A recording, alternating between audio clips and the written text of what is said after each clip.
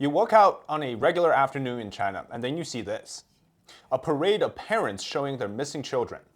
Child kidnapping, abduction, it's an issue I grew up knowing very well. In fact, if you ask every child from China, they've probably been told by their parents thousands of times until their ears fell off. Watch out for strangers. Don't let them pat you on the head. You're going to end up going with them, abducted, and you won't ever see your parents again.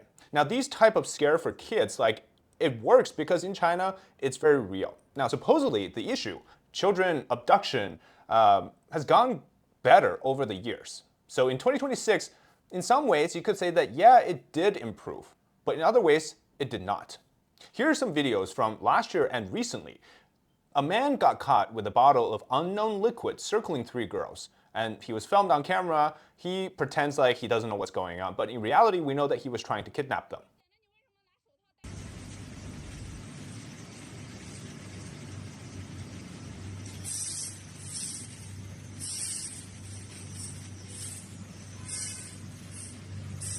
A boy who doesn't look older than 15 tried to abduct a younger child in the shopping mall. A mom stopping her child from being taken by this older woman on camera.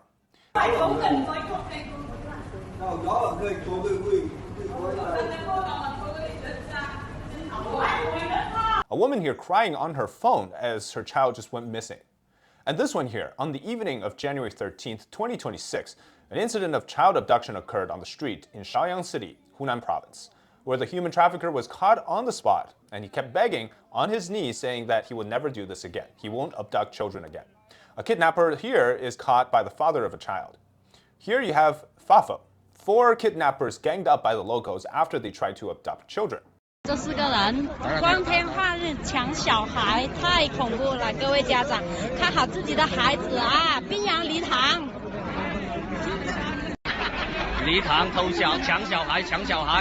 A new form that's very much known now, commonly talked about amongst Chinese people today, is this idea that the child is now not just a person, but rather the organ supply for somebody else. The new nickname, swapping car parts. Obviously, the car part being the organs. Young kids, young adults, mostly young boys, disappearing, missing. For example, this one on the afternoon of January 11th this year, at about 4:40 p.m., a 14-year-old boy named Yang Jiahao from the town of Shangji, this is in Henan province, he went missing at the entrance of the school.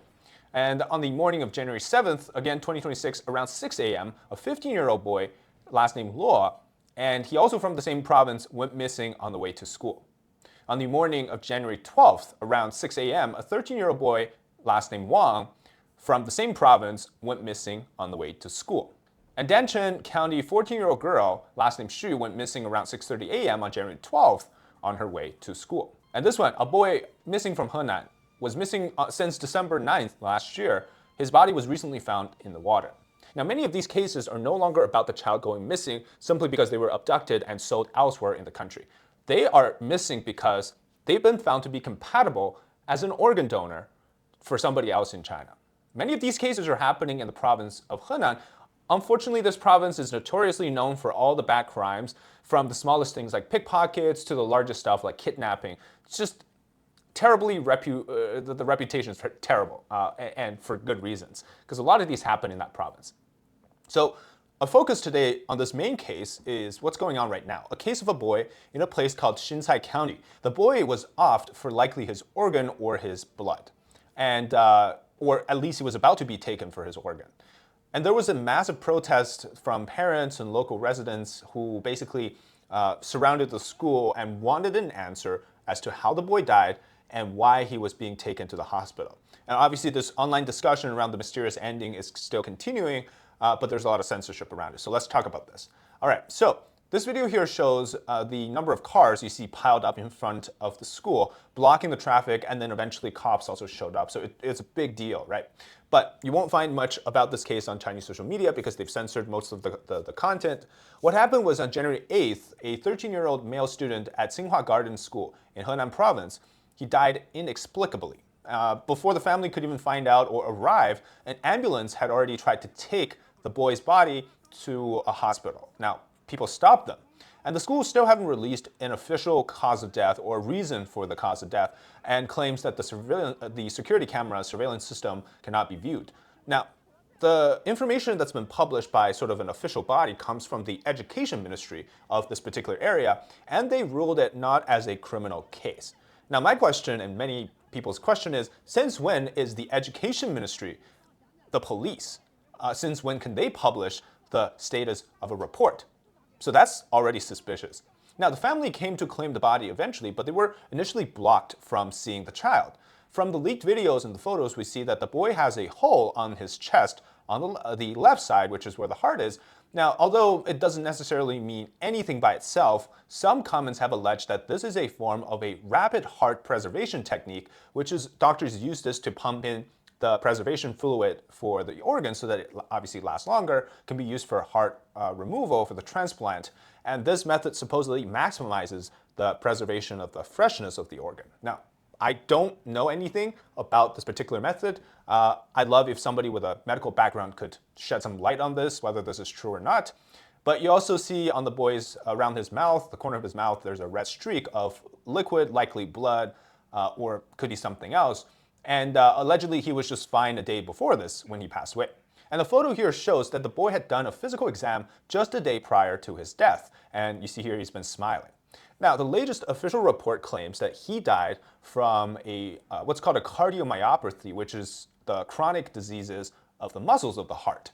So if that is the case, according to the official report, then that means that the doctors shouldn't have to punch a hole or try to get his heart, because that heart is likely problematic to begin with. So the heart isn't functioning well. Why would they want it for a transplant anyways?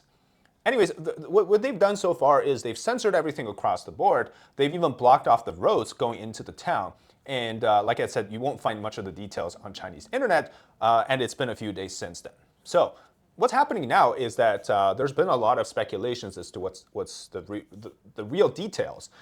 Some claim that the boy had a very rare type of blood in China, which is Rh negative. It's even called panda blood in China because I guess it's going extinct like pandas. But it's Rh negative blood. It's very rare in China. It's, you can only, if you are an Rh negative person and you need blood, you need to get it from that Rh blood type. Now, this would make sense as to, for example, some sort of a plot to steal the boy's blood or his organs. But otherwise, there's been no external trauma or injuries on the body. It doesn't seem like he jumped from a building or offed himself.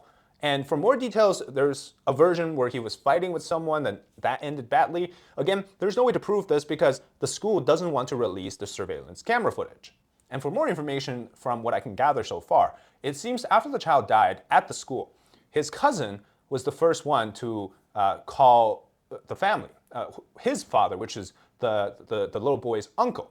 So then the uncle immediately drove to the back gate of the school to block that fake ambulance from taking his niece to the County People's Hospital. It's only about 200 meters, so that's like less than 5 minutes walking on foot. You could have carried the child to the hospital on foot, or you could have just gone there. But it seems like the ambulance was needed somehow to transport this person. So some people say that maybe they were trying to take them to a different hospital, and that's why you have this this situation of transportation.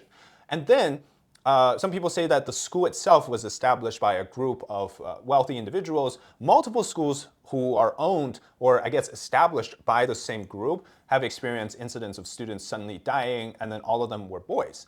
Again, there's no way to prove any of these, but these are just some of the details coming up. What's even scarier is that a day later, another boy had gone missing, just exactly like a day after that, the first boy that we're talking about. And he did so, gone missing in a nearby town, which is only about 20 to 30 miles from the location of this school. Like, everything's pretty crazy. So you can imagine the feelings of parents in China. You were, from my generation at least, you were told that you don't talk to strangers. Obviously, that's pretty common everywhere. But it's like you try to be alert that somebody is trying to pat you on your head. I don't know how they do it, but they do, they pat your head and then you kind of immediately follow them, right? So that's how people get kidnapped. To now, they say, or the CCP claims that China is very safe, no kidnapping or what's been happening. You still see videos of that, but more, now you have an unknown group of people who is targeting your boy or your girl for their organ, for their blood, for whatever the case may be while they're at school, which in many cases for a lot of Chinese students, they have to do boarding school where they have to travel to the next town over to stay at that school. So you can't just always be watching them at home, especially common for those migrant worker parents who, their kids maybe have to stay with their grandparents or stay in a dorm 5 days a week, that type of thing. So a lot of ways or chances for these people to do harm to your child.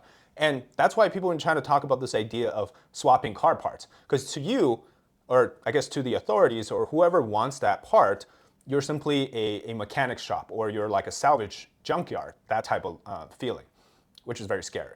All right, that's it today for the episode on China's abduction and kidnapping situation for young boys and girls. And if you enjoy the content, make sure to subscribe to our new channel and comment below your thoughts on this topic. Check out David on China. This is our new channel on YouTube. You can find that in the collaboration section just below the title of this video. So thank you so much for watching, and we'll see you next time.